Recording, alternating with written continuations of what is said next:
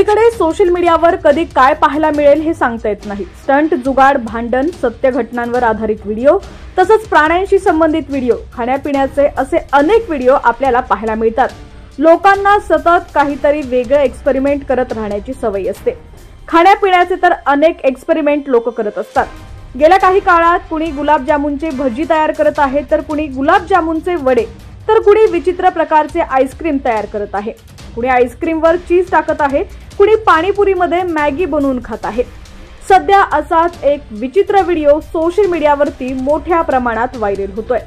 आता या व्हिडिओमध्ये नक्की कसला एक्सपेरिमेंट केला गेलाय पाहूया। त्याआधी तुम्ही बिंदास्त मराठी न्यूज चॅनल पहिल्यांदाच पाहत असाल आणि अजूनही चॅनलला सबस्क्राइब केलेलं नसेल तर नक्की सबस्क्राइब करा, जेणेकरून आमचे अपडेट्स लवकरात लवकर तुमच्यापर्यंत पोहोचतील। तर या व्हिडिओमध्ये एक व्यक्ती भजी बनवताना दिसत आहे। धक्कादायक बाब म्हणजे हा व्यक्ती द्राक्षापासून भजी बनवत आहे। तुम्ही अनेक प्रकारची भजी खाल्ली असतील, कांदा, बटाटा, मिरची अशा प्रकारची भजी तुम्ही खाल्ली असतीलच, पण द्राक्षापासून भजी बनवतानाचा व्हिडिओ पाहून तुम्हाला धक्का बसेल।